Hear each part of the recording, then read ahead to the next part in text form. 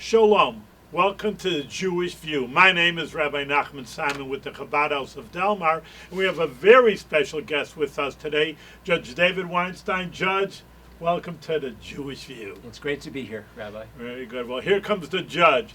Well, we want to know, it's interesting that I always was wondering because, actually I remember in baseball they said, what is the most courageous thing on the team? It was a TV show, and they said first baseman, the pitcher, the catcher. And they said, no, it was the umpire. Just through, I still remember it, I was a kid. But again, also, it takes a lot of courage. It's one thing, you have some opinion as a lawyer, all right, and you're right. But, you have to go in front of few defendants or claimants. And, well, why did you want to be a judge? Why is that important? You could have remained as a lawyer. Well, I always liked the idea of being in a position where I wasn't just an advocate for one side or another. And my job wasn't just to advocate their position. I like being in a position to have to decide interesting and complicated questions. And I also I feel like what I'm doing now is something necessary. There's somebody who has to decide these questions. I don't always think I have some great expertise or I'm always right. But I like the idea of being in that position and performing a necessary function. I always tell people that there's this moment in a trial, for example, where the lawyers are arguing a position, say, about a piece of evidence. And they go back and forth, and I don't necessarily know the right answer, but there's a moment where an idea comes into my head and I say, okay, I'm ready to rule. And I always feel at that moment I'm doing my job. Someone has to make the ruling. And that's the necessary job that falls to me in that case. It's interesting. Again, that sometimes I know Talmudic law. I'm not a legal expert.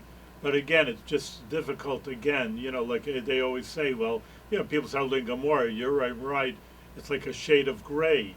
So someone says, well, it's an off-white. And says, well, it's a lighter black. And so you got to make those decisions. It's difficult to make decisions sometimes. Well, it's interesting because I've studied Talmud with your son some, and there are a lot of similarities between just the legal analysis of the way it's done in the common law or in American law, and in Talmud you have different authorities, and you have a discussion here. You have Torah and you have the Mishnah and so forth, and you have to try to figure out.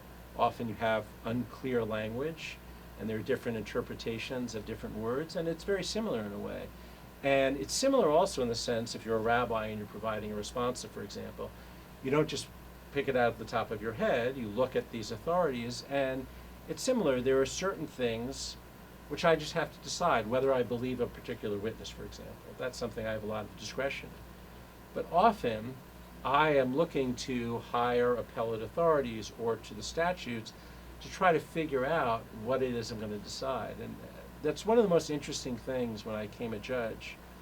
When I became a judge, I thought I'd sort of be, resolving all these difficult questions. And often when I have one before me, I search for try to find some authority, someone to guide me on what to do, because it's very difficult to just make a decision without any guardrails, without any guidance. You have to take the law as it's given to you, and then from that, try to decide the specific case that you have. It's interesting, now that they very nicely has given us an office. I have a class downtown Wednesday afternoon, and it was a law office, and it was a tremendous law office, and no one wants to occupy it, so I said, Rabbi, you can have it. Just for an hour of learning. And there's a whole big bookcase of the law that they left. Obviously, they left it there because the whole law office is empty. My grandson came with me and says, what's with all these books? They're just laying there. I said, well, you wouldn't want them, but they're law books. But again, there's also precedent, again, that's important that you could just build on, or someone else. I said, you look up a case that someone else has dealt with the same case a good few years ago, and so you could just follow in their footsteps. Well, it's interesting because this is one area in which the law has changed completely, not the law itself, but the way in which lawyers operate. Today, everything is done on computers. When I was in law school, you used to look at the books. There were things called pocket parts, which a lot of older lawyers remember nostalgically, which was every few months you would get, before a new book was published, you would get an update. and you'd have to put it in the pocket of the back of the book, and you'd spend all your time going through all these books. And today, everything is done with computer research. And in some ways, I think it's a little bit of a loss because you really get a sense of how complex and vast the law is when you look at that whole shelf of books and realize all the things you have to know and follow. So it's interesting. It's much quicker to research today, but I think in some ways you don't get the full scope of it by just being on the computer. Yeah, a lot of times they say in law schools they can't teach obviously every law in the books, but at least they let you know where to look for the right answer over here. Well, my sister is a doctor, and she always kept these files. You say she's older, and she had her garage full of these files. So it's all, give me one of your children, and I got to throw them all out. Everything's on computer now. You don't need all this paperwork. Well, I've heard an observation made, and I noticed it a little bit among interns, that younger lawyers often have difficulty because they're used to Google, and they're used to just putting in some words and getting an answer. And even though you have some ability to do that, to try to narrow down and focus and get the exact case that's relevant to you requires using some of the old research techniques, which I think a lot of younger lawyers just aren't used to. They're used to putting in a question and getting back the answer. That's all right. Well, there's always advantage and disadvantage with the computers. That's I right. always say with Talmudically, even though everything's computerized like you're saying, but you got to think and you have to analyze for yourself. You can't let the computer do the analyzing. So I guess that's what makes your life so interesting over here. That's You good. got to figure it out. I mean, if someone comes to the office, hey, I broke my leg. All right, we'll sue them. You know, all right. Doesn't take too much analyzation. But here, you know, being a judge, what are the cases? Like, are you a civil lawyer? So or it's not criminal? I'll tell you. So I sit on two courts. Oh, really?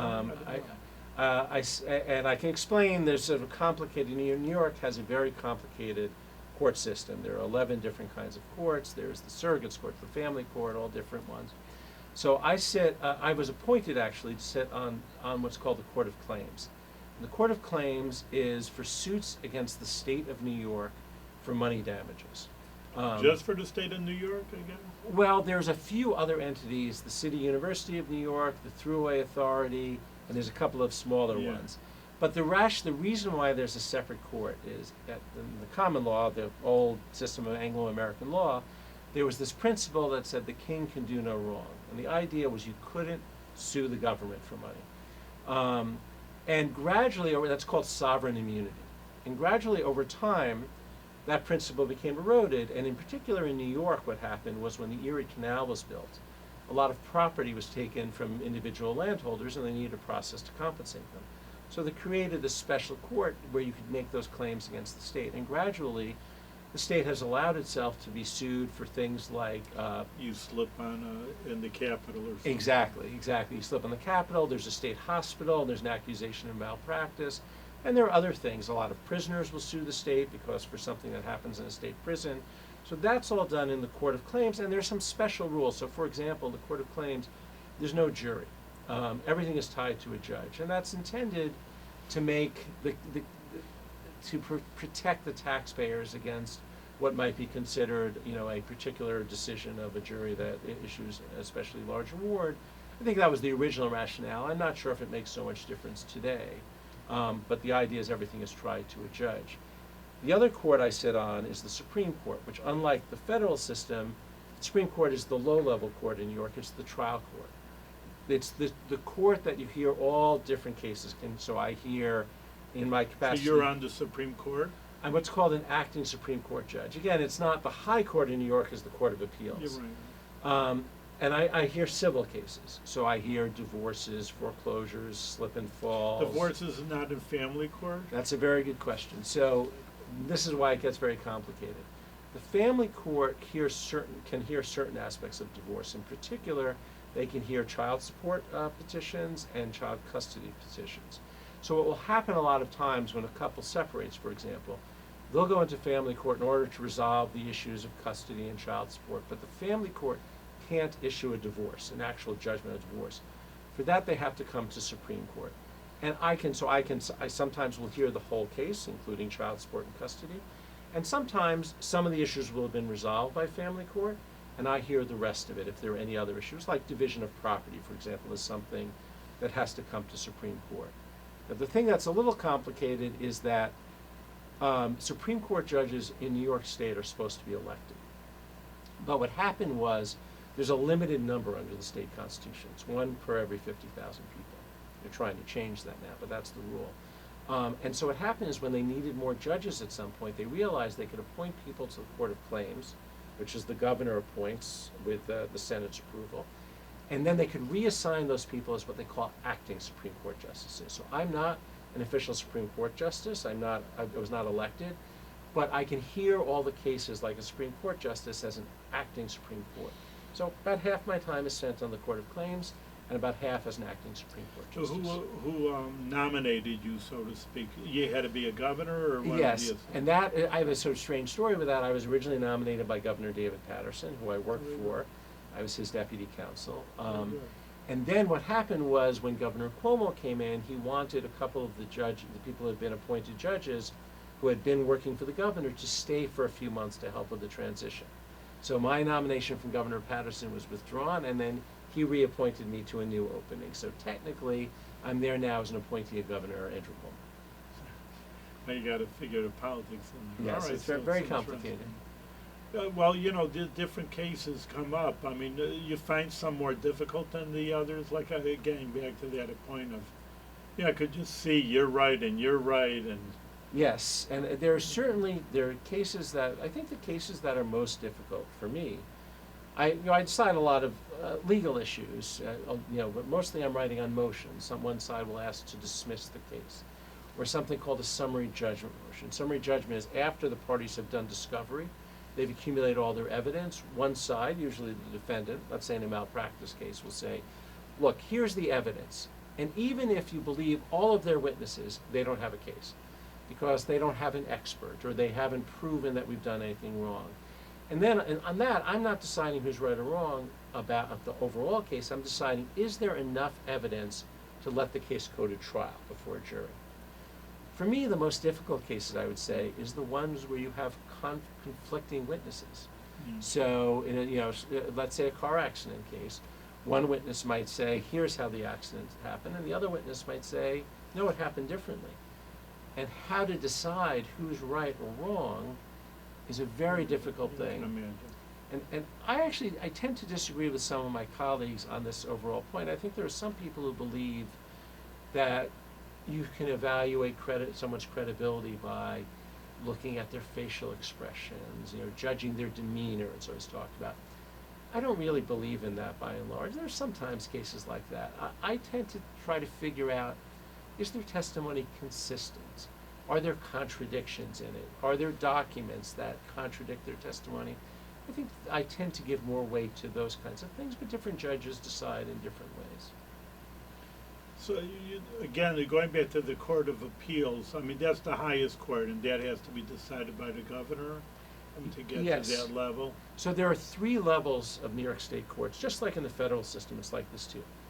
So the lowest level, there's the various trial courts, and there's the Supreme Court, which can decide all of the different issues that the trial courts do. Then there's what's called the appellate division, which is actually part of the Supreme Court. Those have to be elected Supreme Court judges, so I can't sit on the appellate division. And they are appointed by the governor. So the governor will pick particular Supreme Court judges and elevate them to the appellate division.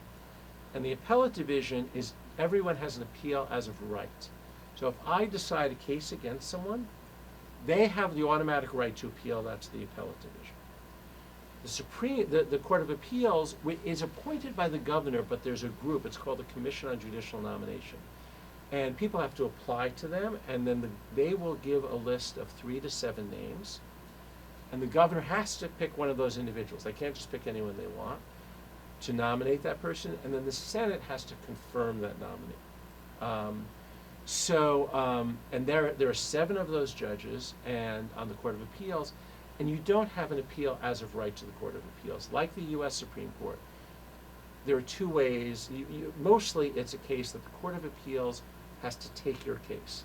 People will file a petition for the Court of Appeals to appeal the Court of Appeals, and if they think it's an important enough case, then they will take the case. But it's only a very small number of all the cases that get heard by the Court of Appeals.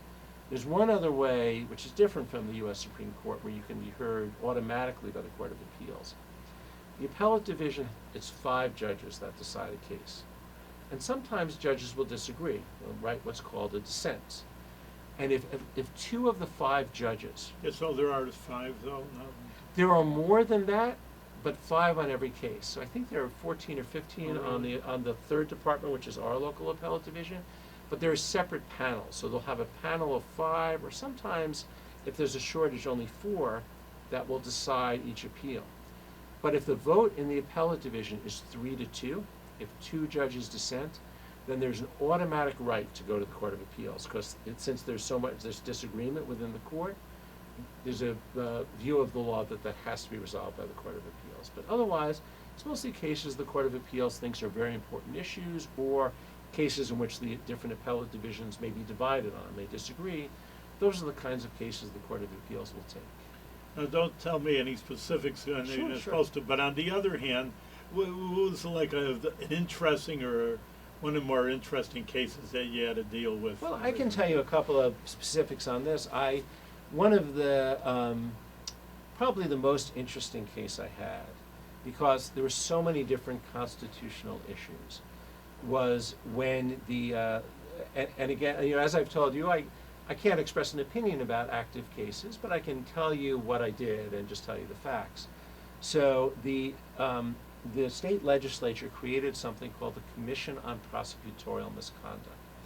There were a lot of concerns that innocent people were sometimes going to jail because prosecutors were doing things they weren't supposed to. For example, they might be withholding evidence. And that was the concern, whether it's, how much of an issue it is or not. That was what the legislature decided. And so what they did was they took something called the Commission on Judicial Conduct, the idea. When judges do something wrong, there's a body called the Commission on Judicial Conduct that can remove those judges or sanction them in different ways. I used to sit on that body for about 5.5 years. And they said, we'll have something like that for prosecutors. We'll create a special body that when someone thinks the prosecutor has done something wrong, they can refer it. And we can then, this body will then say whether they think the prosecutor did something wrong, and they can do different things. They can refer to the governor, who could remove, say, a district attorney. They could refer it to the bar. Maybe the attorney could potentially lose their license or something like that. But this would be a special body that's appointed, some of them by the legislature, some of them by the court, some by the governor. And the Prosecutors Association fought against this. They said for a whole bunch of reasons they thought this was unconstitutional, that it was treating prosecutors differently from other lawyers, that it was interfering with the criminal process. And that case came before me, and there were some very fine attorneys who argued Both this sides. on both sides. We had an argument of a couple of hours before me about this, and eventually I issued an opinion which said there were a couple of technical problems, specific issues that I thought were violations of the Constitution, but on the kind of big picture issues, I said, I didn't say whether it was right or wrong that they're doing this, but that it was not against the Constitution to have such a commission. The legislature then changed the law to fix the issues that I had mentioned, and the commission, and then the commission was supposed to go into effect. For whatever reason, it took years for everyone to be appointed, but now they have all the members appointed, and there's an executive director, and so I assume soon we're going to start hearing from this. But that was a really interesting case because it had very novel issues of constitutional interpretation. So that was one. I'll tell you one that the facts of the case were absolutely fascinating, but I wound up deciding the case on procedural matters, and this is probably the one that I got the most publicity for, which is when Ted Cruz, the senator from Texas, was running in the Republican primary in 2016. A challenge was brought against him because he was not born in the United States. His mother was an American citizen. He was born as an American citizen. His father was from Cuba, and he was born in Canada. But he was an American citizen at birth because his mother was an American citizen. So in the Constitution, it says a natural-born citizen can run for president. What does that mean? So that's the question. So there was a challenge brought by a voter, perhaps being supported by some other candidate, but we don't know that. And And he made this argument, and I got the case. And In New York State, why New York State? oh, that's a good question. It was for the New York primary. So the argument was that he should not be able to compete in the New York primary. And ultimately, we had a big argument, all kinds of procedural challenges, and I decided they filed their objections too late. And the appellate division affirmed me on that. So the case was thrown out. It's unfortunate because it's a fascinating issue, and this question about what is meant by natural born citizen. Interesting, It would have been very interesting to decide that, but I did not get the Yeah. opportunity. You know, one of the things you were saying, I didn't want to interrupt you, but one of my 10 jobs is I go to the New York State prisons and deal with them, and they always say the Jews are, you know, they don't riot, but they're always suing. You know, they need this and they need that, and so when you were saying, you know, you got prisoners asking, you know, that's sort of sitting there. I'm telling you, you walk around, and I always make fun, you know, I jokingly, you know, I'm always a joker, you know, they're having briefs, you know, like these. Oh, They're it's- walking around. I says, "What are you, a lawyer? You're the prisoner over here."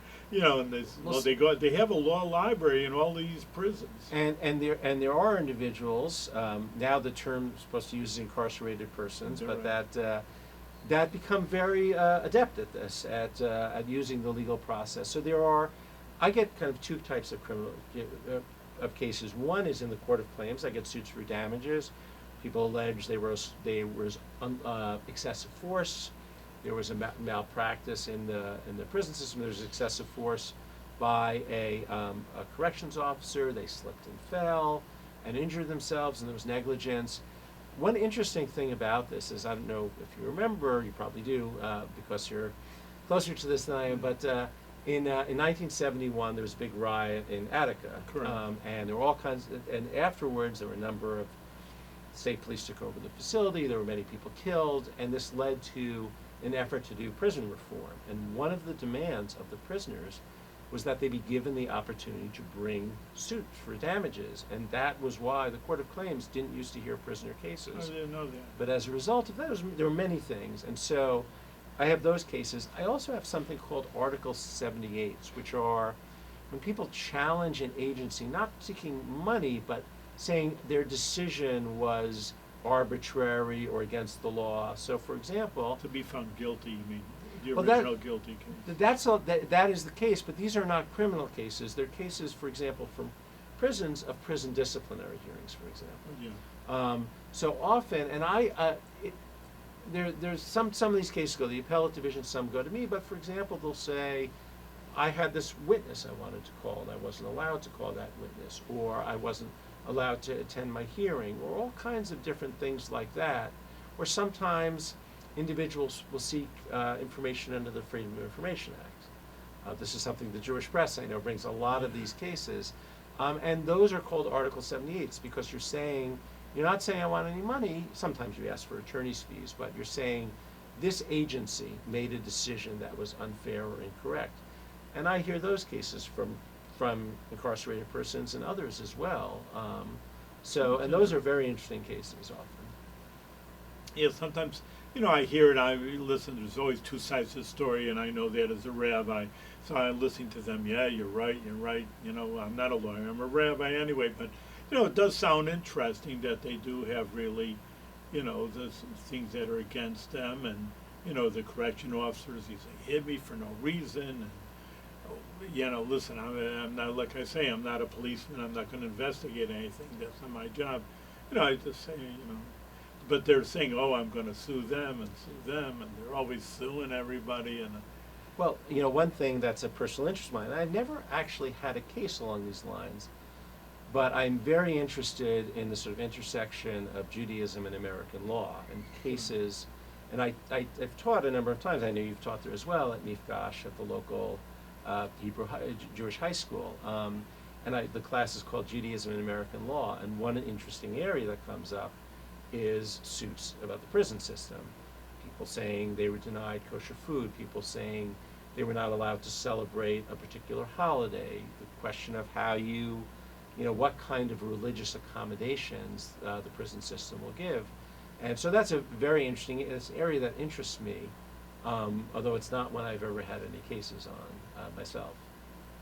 Really, because they do argue with me like that. I mean, they're not against me, but I mean, I try to say something to the officials, and they try to be uh, they try to be helpful, but then like one prisoner told me he had an MBA. Don't ask, he had a master's, so he was intelligent. Says when you're behind these walls, they do what they want. Like at night or like for a Passover Seder. I wasn't called in for the Passover. Seder. Well, who's there? I mean, just a few. Well, these things do sometimes. I mean, give rise to lawsuits. There is a lot of discretion given to prison authorities, especially when it involves issues involving things like security. But there are also constitutional rights. There is a federal statute, and a lot of these cases about religious freedom issues are filed in the federal court system, not in the state system. And there is a federal statute which has a long, interesting history to it, but it's called the Religious Land Use and Institutionalized Persons Act. And under federal law, there are certain requirements that are heightened requirements for addressing religious freedom in the case of zoning. There are a lot of lawsuits about zoning. A local Jewish community wants to put a synagogue in a home, and that there are a lot of in the suburban areas, say, and or a prisoner, a Jewish prisoner, may want certain accommodations. And those cases are often brought in federal court because there is this specific federal statute. I didn't know that. That's what I'm saying. I always see that in federal court, and I didn't know why, the New York State didn't take care of it because it's a New York State prison. Yes, and if it involves a federal right or statute, they can bring those cases in federal court. I think a lot of them just are more comfortable. People get used to operating in a particular court system. Yeah, it's interesting. We have only really a few more minutes. It's very intriguing, exciting. I hope my viewers also feel that way, to understand what the court system, because, I mean, I'm always saying that people should know the Constitution, know the law. They just go and they don't know anything about the elected officials also. I mean, these people are in charge of your life, I mean, there's going to, change a lot of aspects of, the conditions of the community, and should be aware of them and be active instead of most people don't even vote. Well, it's important that the judge, but a lot of things are directed in your hands because, the way things you decide are going to determine. We were talking about prisons the last few minutes. I mean, hopefully my viewers don't go into prison, but listen, people are there. And but other things in the community is going to decide, how life is going to be led. Well, that's definitely true, and I think one of the most interesting and sometimes cases that make me feel good about my job, whatever the result is you have a lot of pro se litigants, individuals who bring cases themselves or who are defendants. For example, I've had a couple of cases where a hospital is trying to collect a bill and the individual represents themselves, and it's so important to make sure, not that those individuals win or lose, but to make sure that I carefully look at their cases, that I don't treat them differently from someone who has a lawyer. And sometimes their cases are frivolous, but sometimes they're not. And I've had a number of cases where I've wound up ruling for the person who is unrepresented. And that is, and sometimes those individuals really work hard to try to learn the law in their case, or sometimes the facts are simply compelling. They tell their story, and you look at it and you say, if you accept what they say is true, there's really something that has to be addressed here. So I think that's a really important role that judges play, is to try to make sure that there's a fair process and people feel that it's fair regardless of their resources or whether they're represented. On that note, I have a great respect for you, Judge, and keep the good work keeping going, and that the people should appreciate the fairness. And like I say, something that's fair, even if you lose, then you appreciate the decision. Well, thank you very much for being on the Jewish View. And thank you, Rabbi. It's been a real pleasure.